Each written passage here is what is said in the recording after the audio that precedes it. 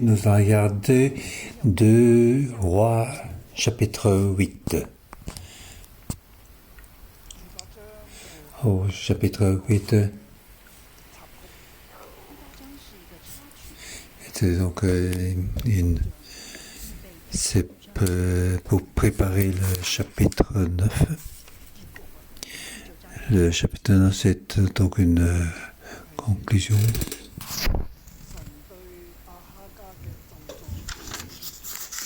Donc c'est la conclusion donc, de la malédiction de la famille de Achab qui va donc être accomplie complètement.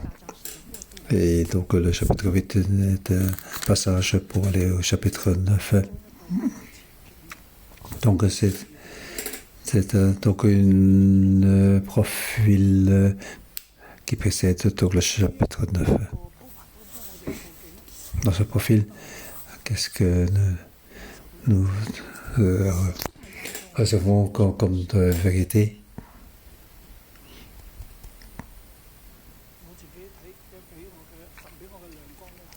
Dieu m'a donné comme révélation, c'est l'Éternel est en marche. La conclusion est proche.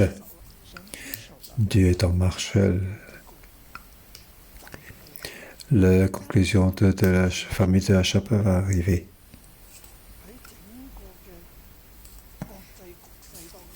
Donc, le problème international. On parle donc de Juda, Israël, les Syriens, les Étoniens, et donc les différents pays.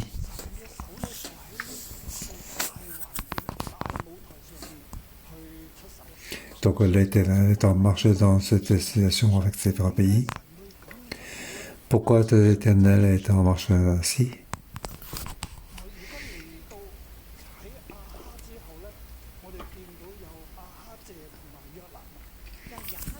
Donc après Achab, il y a donc il y a eu donc Achazia et Joram. Joram, tous les deux sont le fils de Achab. Achazia, il a régné pendant 2 ans, il est mort.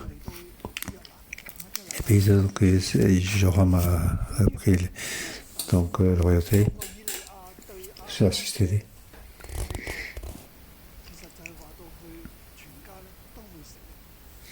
Donc Dieu, après à Élie, il a donc donné la bénédiction à ce que toute la famille de Achab va attendre à mourir. Donc la famille d'Achab est encore en contrôle jusqu'à Joram. Donc voilà, donc la malédiction a été reportée. Il y a 2 raisons. Parce que c'était donc Achab s'est humilié lui-même devant l'Éternel. Et l'autre, c'est à cause de la famille de Juda. Maintenant, nous voyons que aussi la famille de Juda est aussi un problème. Donc, la grâce a été enlevée. C'est pour ça que l'Éternel est en marche.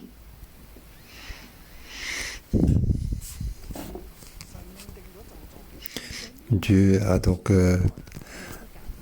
ordonné donc, la malédiction. Ça ne peut pas changer. L'humiliation de Achab a permis de reporter cette malédiction. Et l'autre, c'est aussi à cause de la famille de Juda. Juda, c'est la descendance de David. Donc c'est beaucoup plus stable et on avait la grâce de Dieu dans la famille de Juda.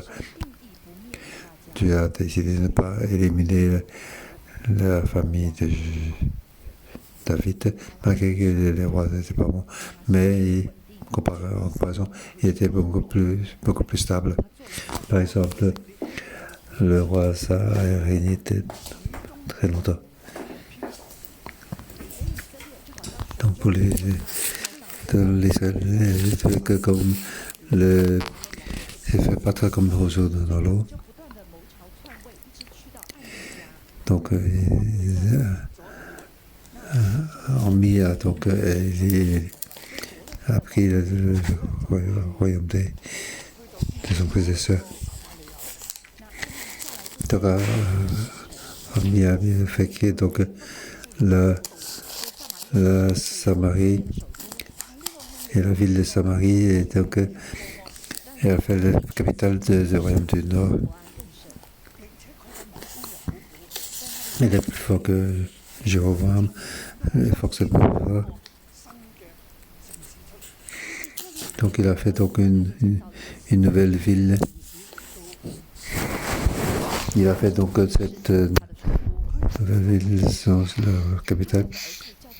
Il avait un fils qui s'appelait Achab. Et Achab a pris comme femme Isabelle. Alors la malédiction arrive. Après Achab, c'est Azazia et Joram.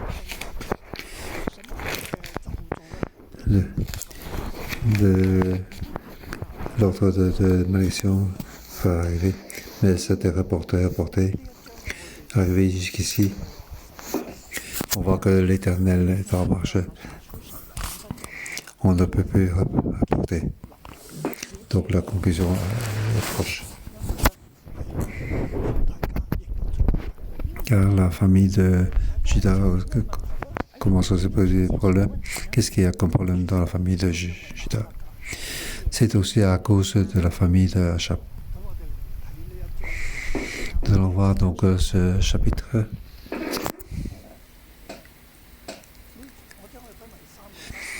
Je vais donc diviser en 3 parties.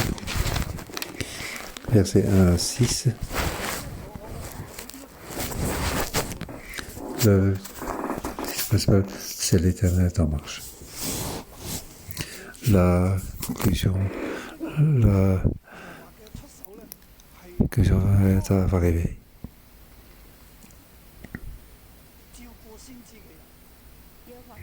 Donc, il a marché, il garde donc les personnes qui sont des prophètes.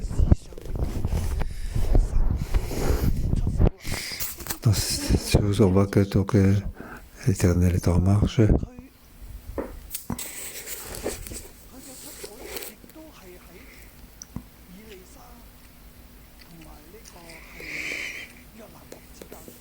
Donc, l'Éternel en marche entre donc, Élisée et aussi donc, le roi Joram. Dans ces histoires, on voit donc comment Dieu agit. Et aussi donc les dons pour Élisée. Verset 1. Élisée dit à la femme dont il avait revivre le fils, lève-toi, pars avec ta famille et installe-toi où tu pourras. En effet, l'appel à la famille et vient même sur le pays pour 7 ans. Donc l'Éternel appelle la famine et ça pendant 7 ans.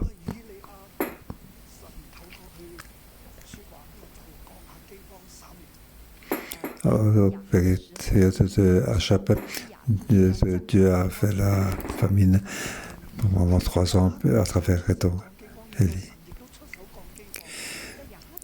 Donc l'Éternel a fait la famine pendant la période d'Achab, mais aussi maintenant, c'est plus ou moins pas.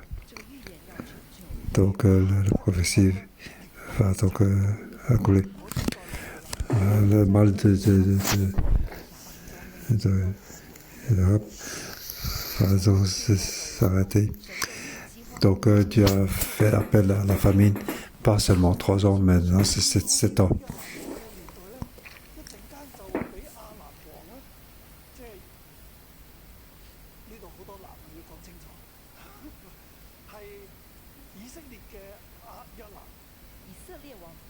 le roi donc, d'Israël, Joram, le fils de Achab.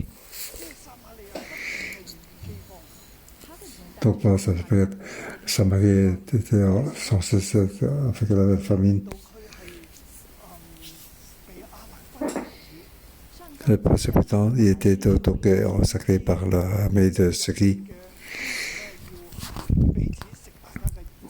Le peuple à l'intérieur doit manger entre eux les enfants. La famine arrive à un tel point. Dans la ville, il ne restait plus que 5 chevaux.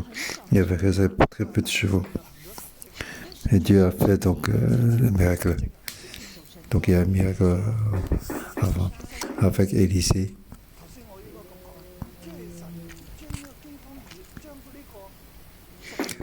Dieu a fait donc cette méchanceté, donc la commission de cette méchanceté rapportée. Le prophète est donc très important. Il y a Élie et Élisée.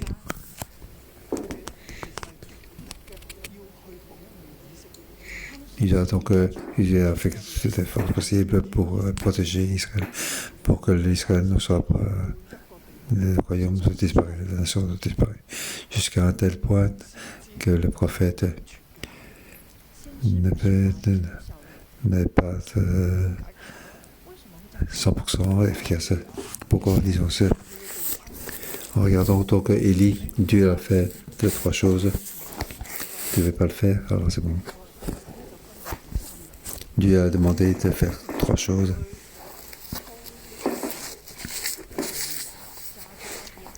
Il a demandé de moindre 3 personnes. Élisée, donc il a fait donc au lit. Il n'a pas fait les 2 premiers. Jéhu, il n'a pas donc Jéhu pour être roi d'Israël. Il n'a pas donc non plus pour être le roi d'Israël. Il a tourné à Mont Carmel. Et par rapport à Lisa, il n'a fait que la moitié des choses. Il a donné donc juste mon top. En fait, il n'a même pas vraiment moindre. Et puis donc il a expérimenté donc mettre Élisée en épreuve. Et Élisée, il ne voulait pas que Élisée dessus, il lui demandait de rester, mais Élisée a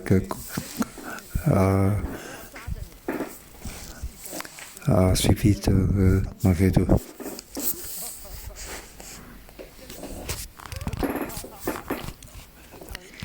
Oui, c'est donc c'est comme la femme qui suit l'homme, qui l'a caché, qui ne lâche pas. Et finalement, il a eu donc le manteau d'Élie. Donc il a touché donc Élie pourquoi Élie était contre Dieu? À cause de dépression. À cause de dépression, il était contrôlé par l'esprit maléfique. Nous devons se rappeler des frères et sœurs comment on doit faire face aux esprits maléfiques, car l'esprit maléfique peut faire entrer dans la dépression. Donc l'esprit maléfique peut contrôler. Voilà. Donc Élie était contrôlé par Jézabel. Il a tellement peur qu'il n'ose plus lever pour travailler.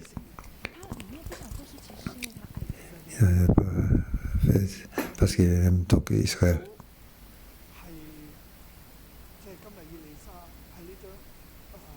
Aujourd'hui, nous voyons donc Élisée.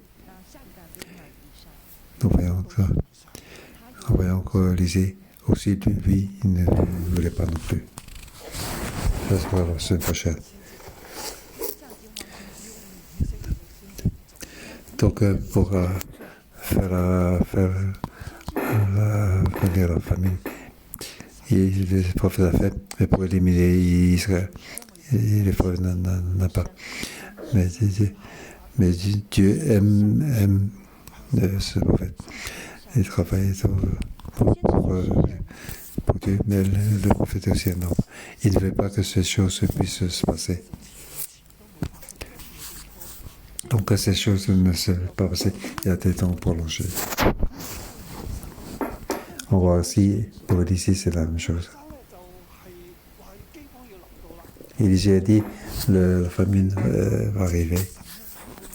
Il sait que Dieu va donc juger. Il a donc fait appel à cette femme Shunammite pour partir. Il est parti donc au Philistin et est revenu après. Après être revenu, sa terre était occupée. Donc, voler terre, c'est quelque chose que Dieu ne peut pas supporter. Nous voyons ici, ça se passe dans le royaume d'Israël. Donc, c'est comme ça, avec beaucoup de terre, avec des maisons. Donc, tout ce qui était pris. Donc, dans la terre d'Israël, ils ne travaillent plus de la vérité de Dieu. Ils vont donc prendre les terres et les maisons. C'est quelque chose que Dieu ne autorise pas. C'est aussi le problème de la famille d'Achab. Achab a fait ainsi. C'est donc pour ça qu'il était donc sous la malédiction de Dieu éternellement, comment Dieu marchait à part la famine.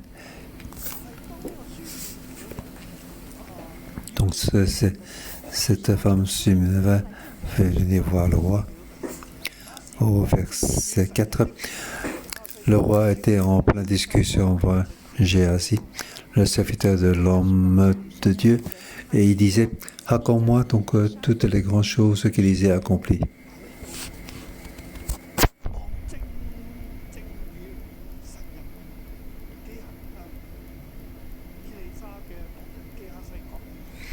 Donc ici, le roi a demandé le serviteur d'Élisée, Jézabel, il veut savoir ce qui s'est passé avec Élisée.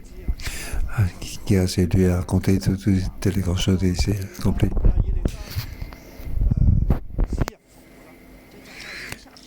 Donc il a raconté, Élisée a fait, il a fait ressusciter un enfant.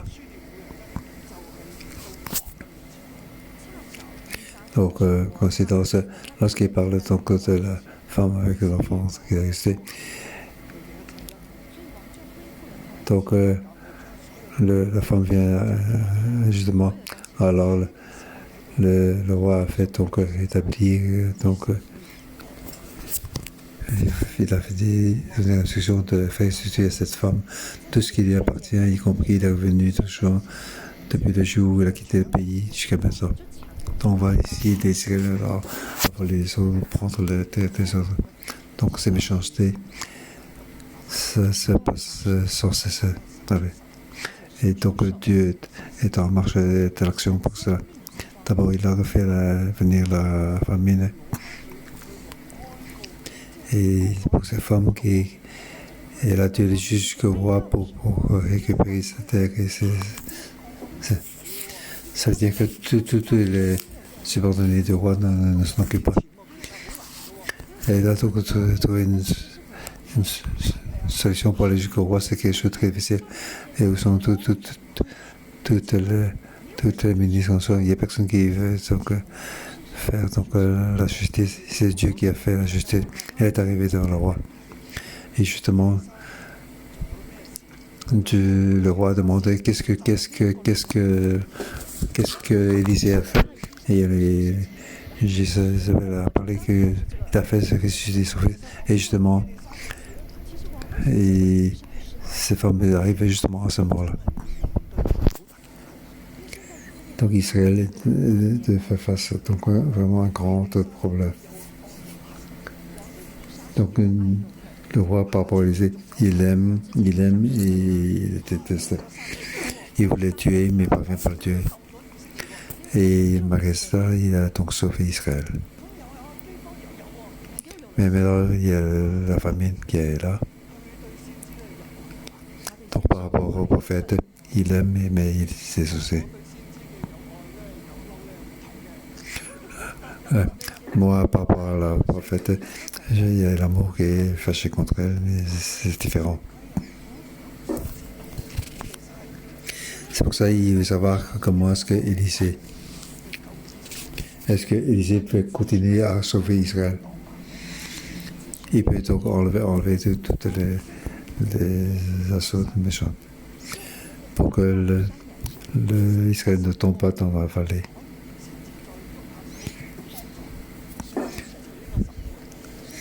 Donc, est-ce que le prophète peut pour sauver de Géasi a aussi été devenu libre, il ne peut se servir. Donc, par conséquent, lorsqu'elle parlait de ces femmes, alors cette femme est apparue, elle a fait donc restituer tout ce qui appartient à cette femme. Ici, en voyant que donc, la méchanceté, le mauvais d'Israël, et Dieu est à l'action, Dieu est en marche. Comment est-ce que Dieu est en marche? Dans la deuxième partie, versets 7 à 15.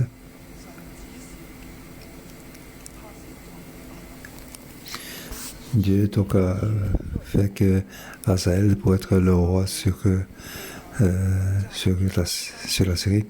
Il a demandé Élisée d'aller rendre Hazaël. Verset 7, Élisée se rendit à Damas. En fait, là, il va donc rendre Hazaël. Alors que Ben-Hadad, le roi de Syrie, était malade,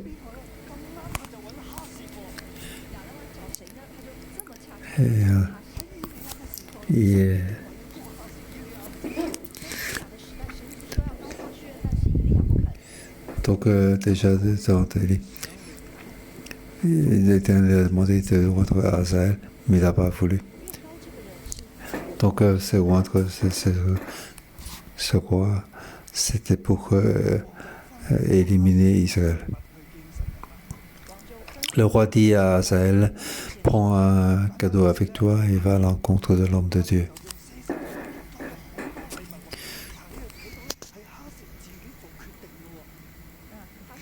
Donc il a utilisé 40 mots pour remplir de cadeaux pour le... C'est lui qui a décidé, donc il n'a pas dit ce que tu as apporté. Il a juste dit qu'il va apporter quelque chose.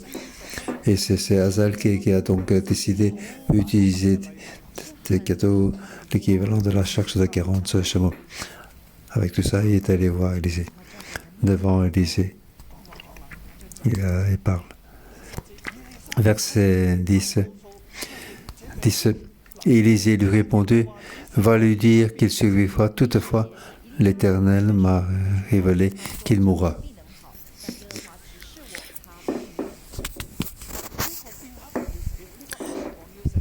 Donc, c'est Ben-Hadad, le roi de Syrie, doit mourir.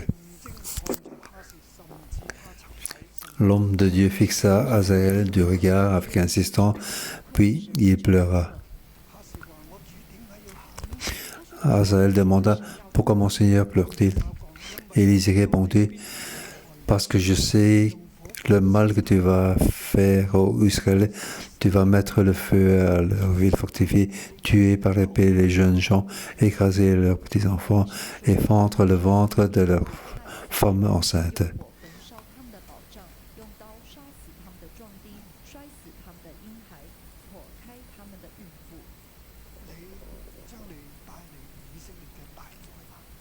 Tu vas apporter donc une grande désastre pour Israël. Tu vas utiliser l'épée pour tuer beaucoup d'Israélites.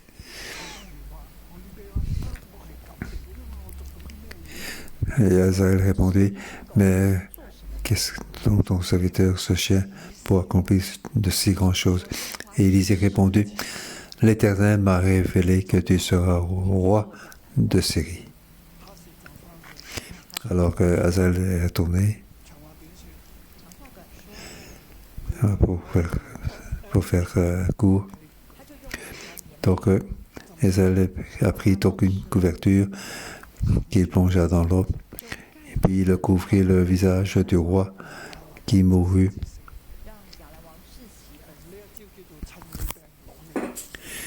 Donc, pendant qu'il est malade, il va prendre sa vie.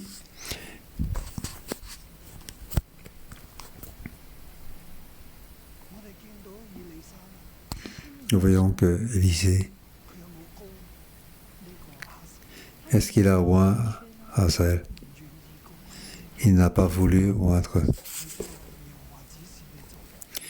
Il a simplement dit, l'Éternel a révélé que tu seras le roi de Syrie.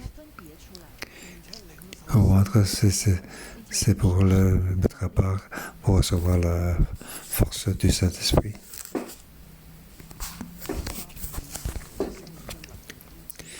Élisée n'a pas voulu que la force du Saint-Esprit soit sur lui.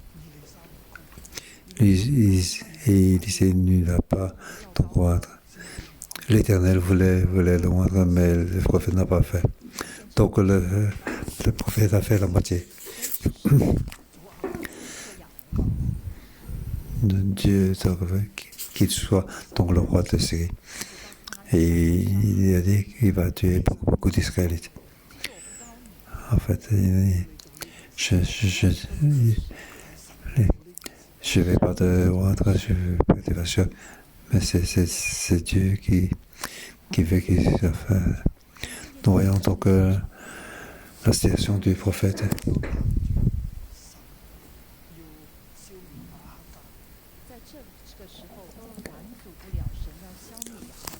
Donc le prophète ne peut pas empêcher l'élimination de la famille de Achab. Donc la famille d'Achab, de la famille d'Achab est proche. Donc avant la malédiction, il y a donc trois choses. Un, c'est donc l'humilité de Achab. Deux, c'était le prophète qui a donc empêché. Trois, c'était donc le royaume de Juda.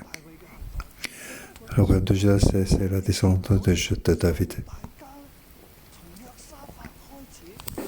La famille de David, depuis Josaphat, Jéroboam,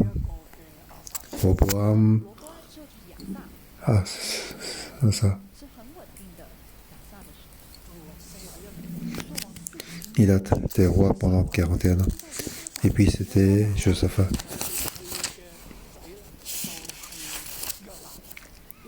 Donc après, Josaphat, c'était son fils Joram. Il n'était pas comme mort. Donc Joram, après avoir, il a donné à son fils Asakia. Donc ils étaient tous descendants de David. Mais étaient liés donc avec la famille de Achab. Et Achab était dans une famille dans la malédiction. Cette famille donc sur la malédiction allait donc liée donc à la famille Achab qui était dans la malédiction. Donc les esprits maléfiques et les malédictions de la famille des Israélites donc va arriver aussi dans la famille de Juda. Mais chaque fois donc la famille de Juda était en malédiction, à chaque fois qu'ils étaient donc qui participent avec les Israélites, et chaque fois ils sont dans la défaite, ils sont mal faits. Quoi qu'il fait. Le roi Joram de Juda voulait construire un bateau pour le chercher de l'eau. Même le bateau était en fait, c'est l'Éternel qui a fait casser le bateau.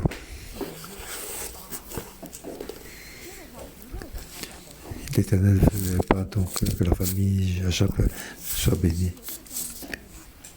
Mais la famille de Judas va se connecter avec eux. Ils pensaient donc ensemble, ils avaient plus de force. Ils n'ont pas pensé que c'était Dieu, que ce n'est qu'avec Dieu qu'ils auront plus de force, plus de paix. Eux, ils sont déjà dans la bénédiction. Mais en réalité, ils s'éloignent de plus en plus de Dieu. Petit à petit, ça devient comme la famille Achab. En plus, ils sont donc liés avec la famille Achab par mariage. Donc les esprits maléfiques arrivent aussi dans la famille de Judas. Donc la famille de Judas aussi était aussi également sur le jugement de Dieu. Verset 16 à donc à la fin. Donc la famille de Judas était aussi donc faisait du mal comme la famille de Achab.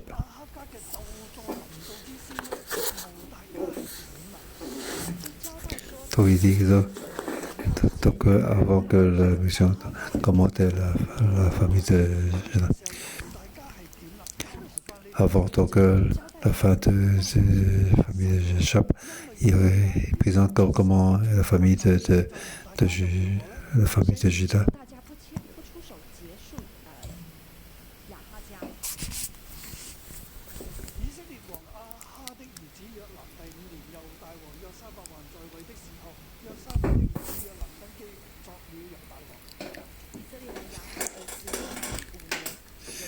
La 5e année du règne de Joram, le fils d'Achab sur Israël, fils de Jopha, le roi Juda, devint roi. Ici, on parlera en arrière. On parle de Joram. On a parlé beaucoup de chapitres à propos de lui.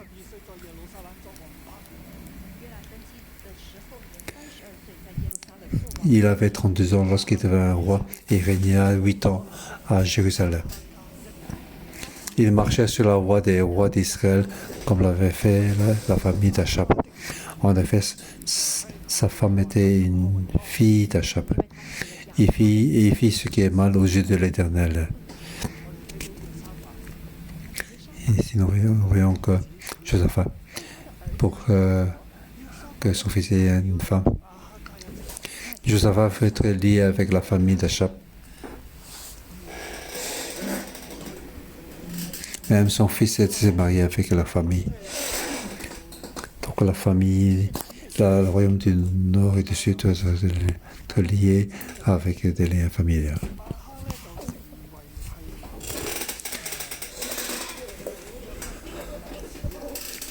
Donc Achab était le beau-père de Joram. C'est donc c'est beau-père.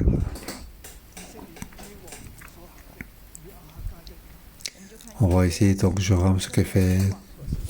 Il faisait aussi comme le roi d'Israël. Il faisait le mal aux yeux. Car il a donc marié la fille de Jézabel pour épouse. 19. Toutefois, l'Éternel ne voulait pas détruire Juda à cause de son serviteur David. Il voulait respecter la promesse qu'il avait faite de lui donner toujours un successeur ainsi qu'à ses descendants. Ils avaient donc la promesse de Dieu et la bénédiction de David. Ils ne vont pas donc disparaître.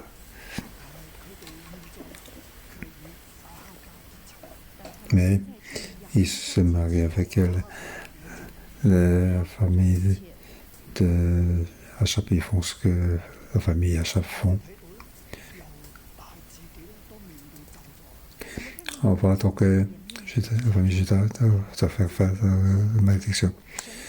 Ils sont plus stables. Dieu est en marche. C'était comme la famille d'Achab. On voit donc Joram après se marier avec la fille de Achab. Donc pendant ces 8 ans qu'il règne.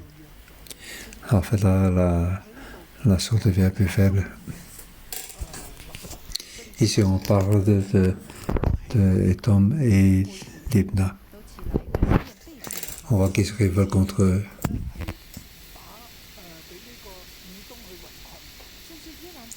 Donc, Joram était donc entouré par les Éthom. Verset 22, la rébellion d'Éthom contre l'autorité de Juda a duré jusqu'au jour. Libna se révolta aussi à la même époque.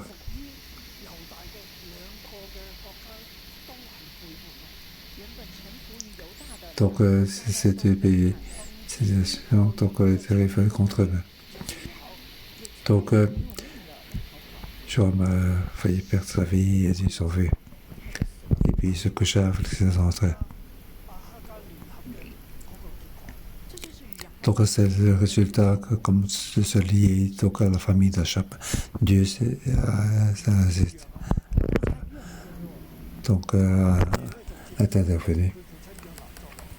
Alors, Azakia, il a succédé à son père Joram. Nous allons voir que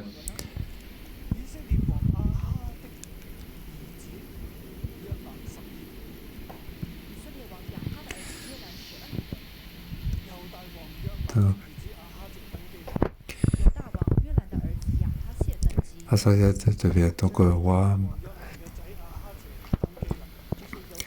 Donc le roi de Juda, le fils de Joram, Azakia, avait donc 22 ans.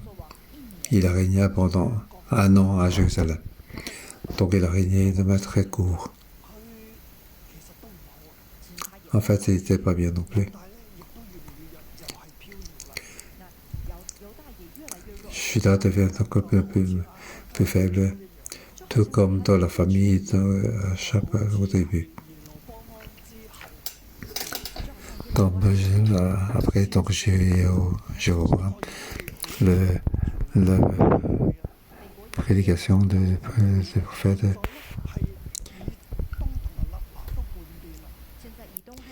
Donc, Hiton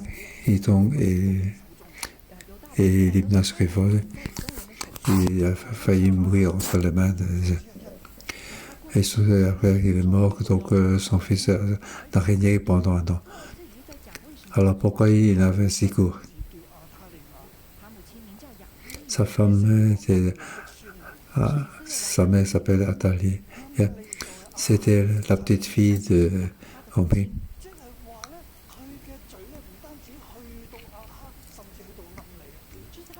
Donc ce péché ne va sur Acha, mais aussi sur Omri.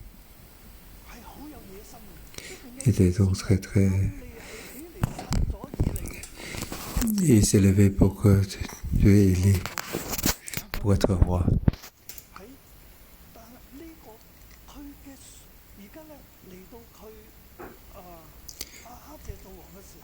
Donc pendant que Azakia était roi, sa mère s'appelait Athalie. C'était la petite fille d'Odomi, le roi d'Israël.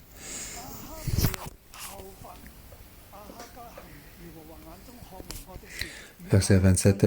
Azakia marcha sur la voie de la famille d'Achab. Il fit comme elle, ce qui est mal aux yeux des nains, car il était allié par mariage à cette famille.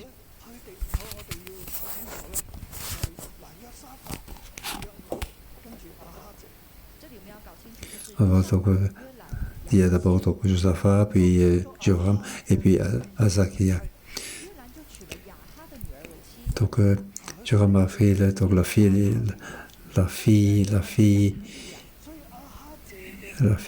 de Achab, Athalie.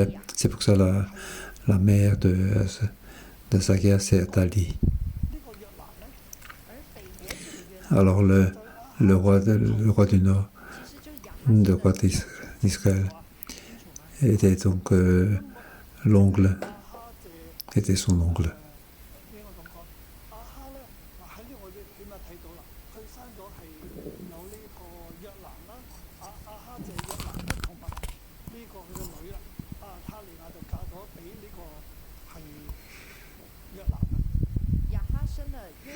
Achab a eu donc comme fille Athalie, et Athalie s'est mariée avec le roi de Juda, Joram. Et maintenant que Joram est mort, c'est Asakia qui devient roi. Et en fait, sa mère s'appelle donc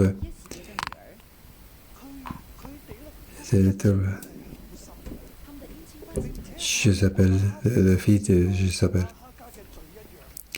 Donc, il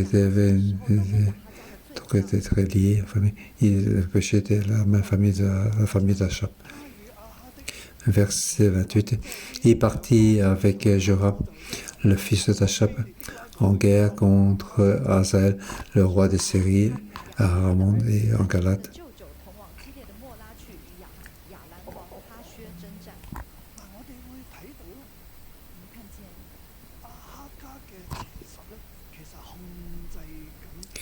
En fait, les esprits maléfiques contrôlaient la famille de Juda. Pourquoi je dis ainsi? Est-ce que la famille de Juda convient pour la guerre? Iton et Lina étaient déjà contre eux. Ils sont déjà pleins de problèmes.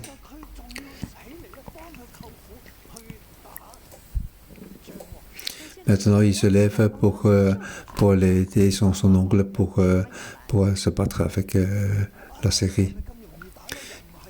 Est-ce que c'est facile pour battre les Syriens? Non, ce n'est pas le cas. En fait, il y avait déjà plein de problèmes. Il faut encore aider les autres. Donc, en plus, c'est une famille qui était sous malédiction. Qu'est-ce que nous voyons? En fait, la famille de Achab, leur malédiction, et arrive aussi donc à la famille de Juda.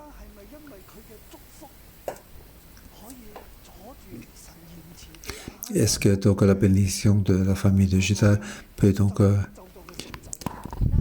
est-ce que la bénédiction peut être reportée? Je peux dire ainsi, à cause de leur liaison. Josaphat avait dit, ton peuple était mon peuple, mon peuple était aussi ton peuple.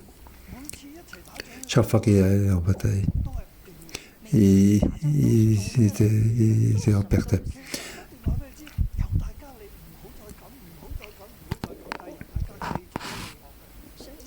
Dieu a dit à la famille de Juda de ne pas faire ainsi, mais il continue à faire ainsi. Maintenant, on peut dire ainsi. Les malédictions de la famille d'Achab arrivent aussi dans la famille de Juda. Donc la bénédiction dans la famille de Juda commence à disparaître petit à petit. Mais Dieu ne veut pas donc éliminer la famille de Juda, car la promesse est toujours là.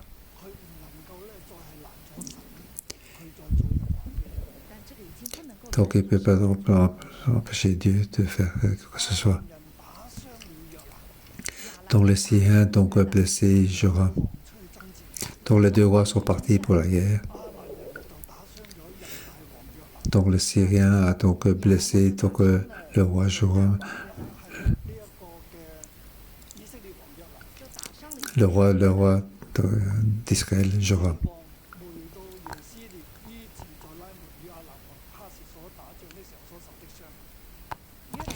Donc le roi Joram repartit à Israël pour se faire soigner des blessures que le Syrien lui avait infligées à Rama.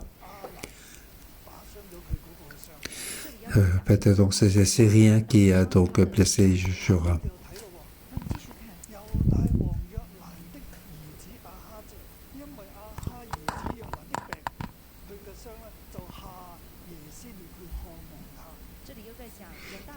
Donc Asakia, fils de Joram, le roi de Juda, descendit alors pour voir Joram, le fils d'Achab, à Gisèle, parce qu'il était blessé.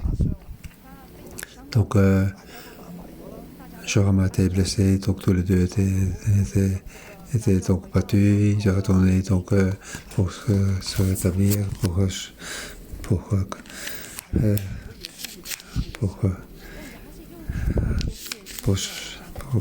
partir. Mais ici, on voit que Asaka est allé donc descendre aller voir donc Joram parce qu'il était blessé. Il était faible, il était faible, il était seul pour battre et il était donc blessé d'aller le voir. Mais ici, donc, ça prépare donc son chemin de la mort. Dans le chapitre suivant, 9. Donc le roi d'Israël et de Juda, le chemin de la mort. Ce sera donc très très très très triste. Comment quand Achasias était sans connaissance. En fait, c'est l'Éternel qui agit. C'est l'Éternel qui est en marche. Tout est en coïncidence. Pour nous, qu'est-ce que ça nous rappelle?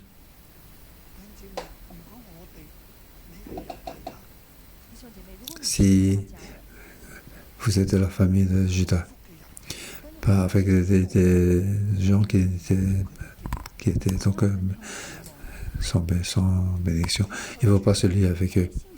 Ceux qui ne sont pas, qui croient pas en Dieu, il ne faut pas se associer avec eux pour faire des affaires. Une fille qui n'est pas croyant, et même si elle est jolie, il ne faut pas se marier avec elle. Si c'est un beau garçon, il ne faut pas se marier avec lui.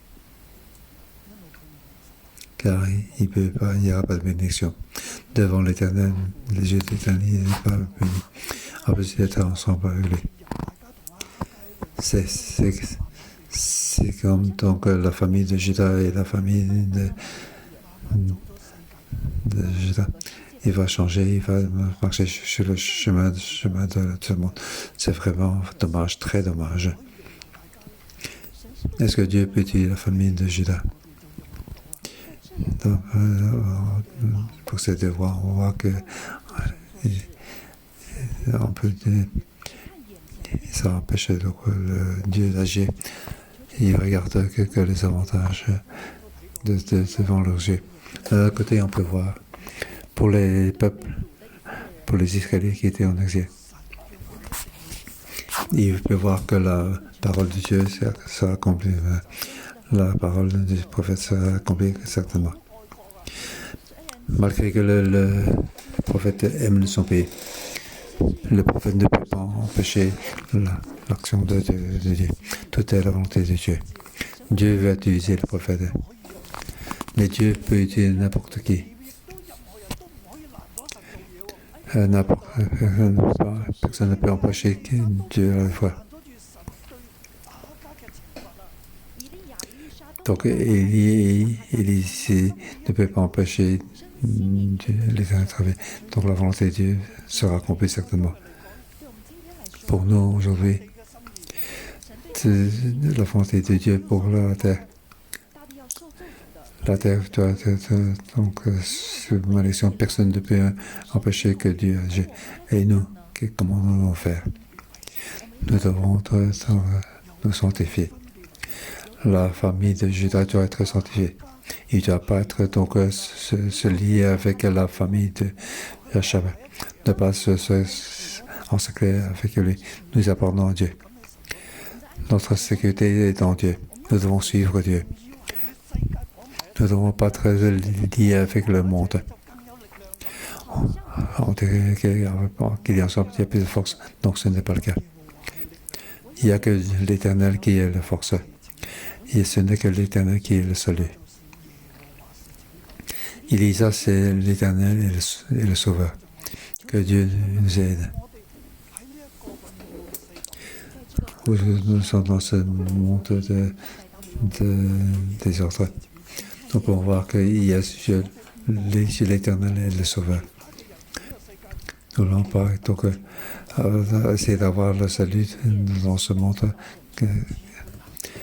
Nous devons nous occuper juste de marcher le chemin de la vérité de Dieu. La volonté de Dieu sera constamment que Dieu nous protège pour ceux qui appartiennent. Tout comme ces femmes sunnamites, malgré qu'elle a tout perdu. Mais Dieu va agir pour qu'elle reçoive tout autour. Que Dieu nous aide, nous bénisse tous chacun. 弟兄姐妹，让我们一起在敬拜当中，将自己的心再次的分别为圣，在主面前，主啊，是的，为了荣耀神，主啊，我一生的年日都在你手中。主啊，早晨我们来到你的面前，主啊，我们再次要将我们的心归向你。主啊，求你来帮助我们，将我们分别为圣。主啊，你摸索我们，主啊，我们的一生在你的手中。柔美的山，奇妙的救主，我深知道，我一生年日在你手中，完全照你荣耀金光。轻声呼唤我，进入你同在，你的生命指引我道路，主教导我，透过你的眼光，为你活。我降服在你圣洁护照，分别自己，我知你心意，我就听你恳求主来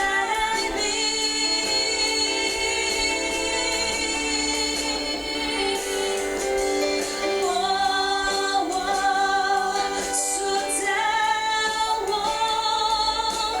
用我充满我，献上生命在刀枪手中，将我是将我领我在你身旁，献上生命在刀枪手中。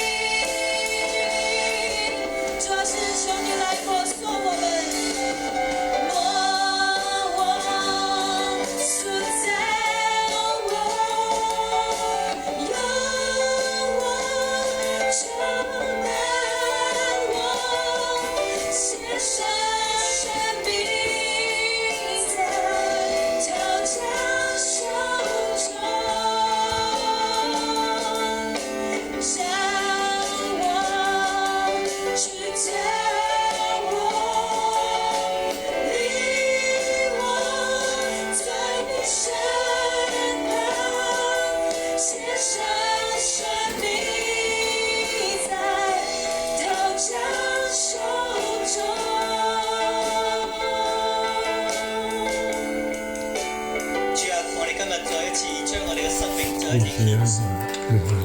主，因為我哋嘅一生都喺神你嘅手中，主，我哋一生都喺神你嘅手中。神你必定會為我哋每個人出手，神你必定會看顧我哋每一個屬神嘅人。主，我哋今日先嚟獻上感恩。主，因為今日喺婦麗當中有一群屬神嘅人，有一群蒙神救贖嘅人在其中，好唔好係咧？我哋為着自己，今日我哋得着耶穌基督嘅寶血拯救，今日我哋仍然係一個屬神嘅人，我哋為自己去獻上感恩，因為今日耶穌嘅寶血拯救我哋，救贖我哋，好唔好係咧？我哋可以用聖用方言，為着今日我哋係屬神嘅人，我哋獻上呢個感恩。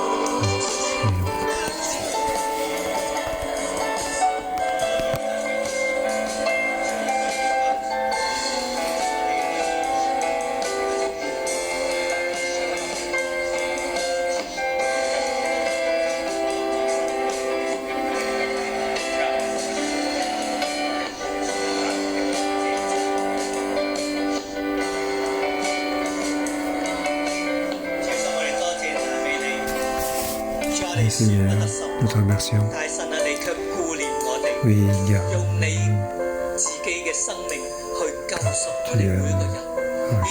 tu nous as sauvés à cause de sang précieux de Jésus. À cause de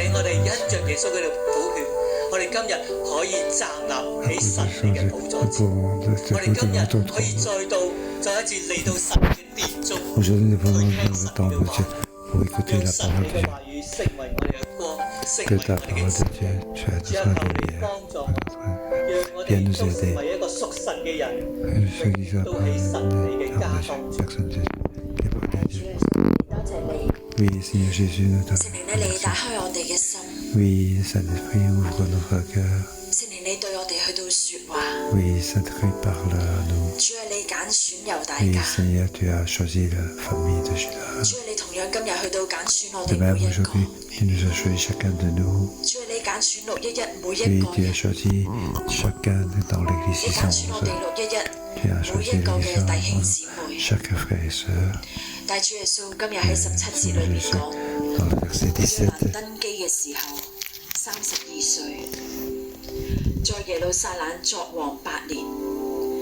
il avait donc 32 ans, il a régné dans Juda. Il était donc il marchait dans le roi comme l'avait fait la famille d'Hachem. En effet, sa femme était une fille d'Hachem. Il fit ce qui est mal aux yeux de l'Éternel. Oui, Saint-Esprit, ouvre notre cœur. Parle à chacun de nous.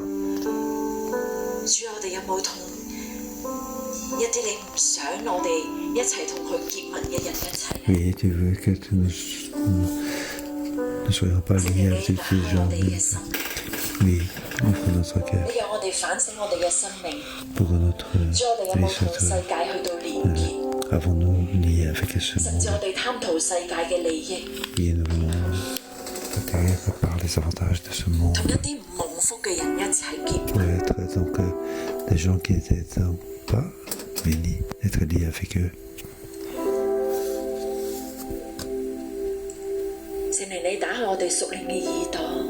Oui, Seigneur, ouvre notre oreille spirituelle et tu nous dis sans cesse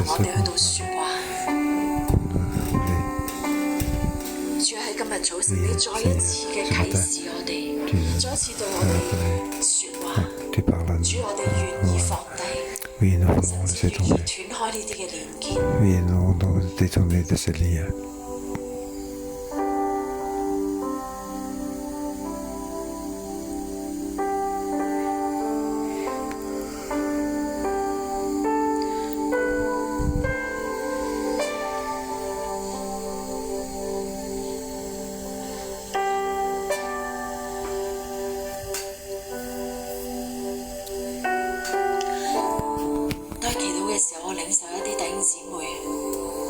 Oui, c'est 你咧係同一啲咧未信嘅人喺度拍拖，甚至曖昧。神就話：孩子，我愛你。孩 Jésus dit, je t'aime, mon fils Jésus, enfant, je t'aime. Dans ta vie, il y a qui manque. 甚至我領受一啲弟兄姊妹，你係做一啲股票，你做一啲投資，你就會咧去到拜一啲拜偶像嘅一啲叫做股神嘅人，一啲叫股壇好出名嘅人。甚至會追隨佢聽好多呢啲咁嘅資訊，甚至咧呢啲聽呢啲資訊嘅時間過於你去到追神土嘅渴望，神就話孩子，同樣神話孩子我愛你，孩子我愛你，更深嘅跟從我，更深嘅跟從我。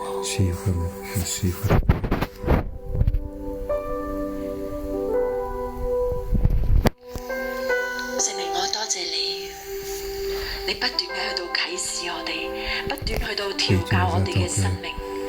主啊，你讓我哋嘅生命更加嘅似你，更加嘅像你。我要請弟兄姊妹，好唔好咧？兩個人，你為着你頭先嘅領受，我哋一齊嘅去到祈禱。你兩個同隔離嗰個，你就一齊嘅時候，需要分享，你就去到祈禱，你就同神去到講。你反省咗，聖靈提醒你，你點樣咧去到有一啲已經歪咗，甚至有一啲唔合神心意嘅結物，你就去到向神去到祈禱。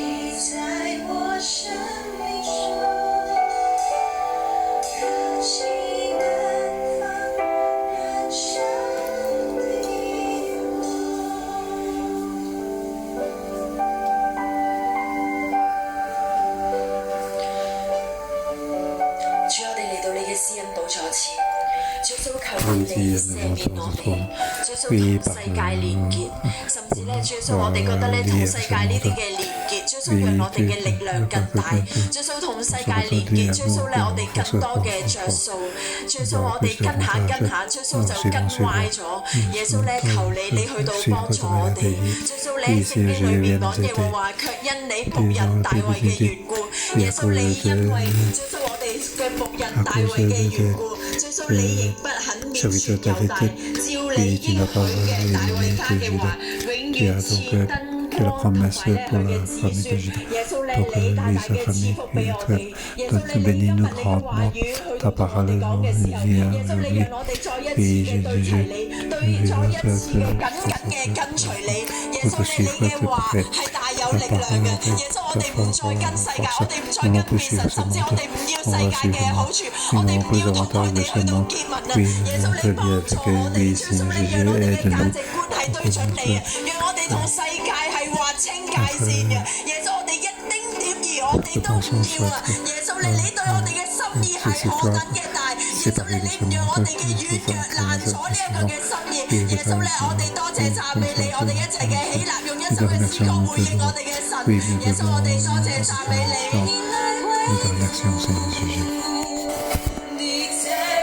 主啊，係啊，你恢復我哋心中嗰種嘅火呀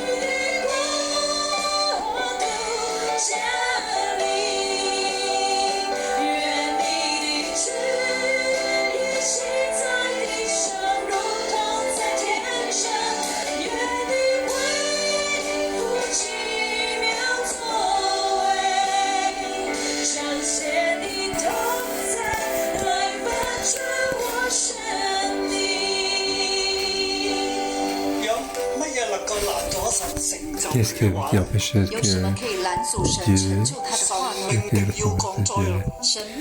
tu as dû faire dans comme le chapitre 好像约兰王前一章所讲，耶和华降灾。約蘭王嘅決定就係我唔再仰望耶和華。约兰王的决定就是我不再仰望耶和華。今日我哋睇到呢個世界，今天我們看見這個世界，我哋彷彿睇到耶和華降災。我們仿佛看見耶和華降災，因為大地嘅咒詛，因為大地的咒詛，因為人的罪惡。有乜嘢能夠攔阻住神去？有什麼可以攔阻神去降災呢？沒有任何人可以攔阻，甚至先知同猶大家都唔能夠攔阻。甚至先知和猶大家都不能攔阻。只有乜嘢可以攔阻？只有什麼可以攔阻呢？改變神嘅心意啊！改變神的心意，就係人悔改嘅心，就是人悔改的心。我哋跪喺神面前，我們跪在神面前。我哋求神憐憫整個大地，我們求神憐憫整個大地。讓我哋跪低，我哋與神緊緊結連。讓我們跪下與神緊緊連結。無論你現在喺咩困難當中，無論你現在在什麼樣的困難當中，大環境嘅困難，大環境的困難，你自己小環境嘅困難，你自己小環境的困難，有咩能夠改變？有什麼可以改變？帶嚟改變，什麼可以帶來改變？我哋嘅心自己先改變，歸向神。就是我們的心自己先改變，歸向神。神睇見我哋嘅自卑，神看見我們的自卑，睇見我哋嘅心歸回，看見我們的心歸回，佢就後悔，他就後悔，將所命定嘅災降落嚟，不將所命定嘅災降下來。我哋見到今日我哋喺呢個大災當中咧，神仍然保守我哋。我們看見在今天這個大災難當中，神仍然保守我們。Nous avons ton cœur encore plus lié avec Dieu. Que Dieu nous protège, continue à protéger. Oui, qu'il te grâce à terre. Oui, je demande, tu pries avec moi. Père céleste. 赦免我嘅罪，赦免我的罪，赦免我哋整個城市國家嘅罪，赦免我們整個城市國家的罪，甚至赦免列國每一個國家嘅罪，甚至赦免列國每一個國家的罪。我念我哋只不過係罪人，顧念我們只不過是罪人。而神你愛世人，而神你愛世人，愛每一個人，愛每一個人。主啊，求你憐憫，主求你憐憫，將悔改嘅心賜俾我哋每一個人，將悔改的心賜給我們每一個人，赦免我哋嘅罪孽，赦免我們的罪孽。主啊，求你都後悔，唔將所命定嘅災降落嚟。主啊，也求你後悔，不將所命定的災降下來。主，因為我哋喺你個殿中向你嚟求告。主，因為我們在你的殿中向你來求告，按照你嘅應許，按照你的應許，凡喺呢個殿中，凡在你的殿中，自卑禱告，尋求你嘅面，自卑禱告，尋求你的面，你就必定收回你所降嘅災，你就必定收回你所降的災，賜福俾我哋，賜福給我們，垂聽我哋一切嘅禱告，垂聽我們一切的禱告，讓我哋以你為我哋嘅神。主，我們以你為我們的神，我哋放下世界，我們放下世界，我哋單單跟隨你，我們單單跟隨你。求你聽我哋禱告，求你聽我們禱告，我哋繼續行喺謙卑悔改嘅道路上，讓我們繼續走在謙卑悔改的道路上面，賜福俾我哋，賜福給我們。多謝你，謝謝你，奉耶穌基督嘅名，奉耶穌基督的名，阿門。阿門。好，我哋起立，起立，我再唱一次。再唱一次。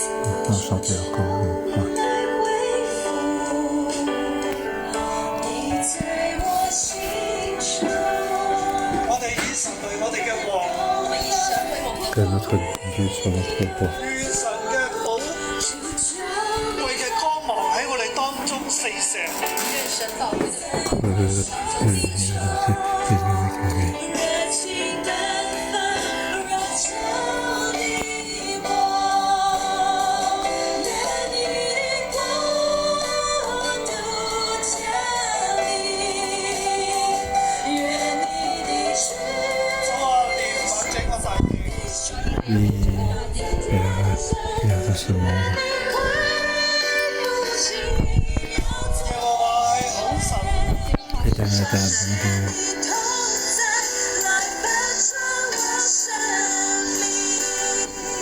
我奉耶穌嘅名祝福我哋每一位弟兄姊妹。我奉耶穌基督的名祝福每一位弟兄姊妹。孩子，神要翻轉你嘅生命，孩子，神要翻轉你的生命，讓你成為一個敬畏神、讓你成為一個敬畏神、蒙福嘅人。蒙福的人。你同神連結，你跟神連結，每個主人與神連結喺神嘅施恩座前。每一個主人與神連結在他的施恩座前。喺每一日你所行嘅道路上邊，在每一日你所行的道路上面，嘅道路，你走神的道路。我奉耶穌嘅名宣告，我奉耶穌的名宣告，冇任何嘅嘢能夠傷害你，沒有任何的東西可以傷害你，經濟唔能夠傷害你，經濟不能夠傷害你，你所做嘅神要堅立，你所做的神要你所堅走嘅道路，立，你所走的道路，神要賜你平安，神要賜你平安，因為你嘅心歸向神，因為你的心歸向神，你合神嘅心意，你合神的心意，神必定照佢所應許嘅，神必定照他所應許的，大大的祝福你，以後恩待你，以後恩待你。耶穌基督嘅名祝福你，奉耶穌基督的名祝福你。阿門，多謝主，謝謝主，我哋下週再見。我們下週再見。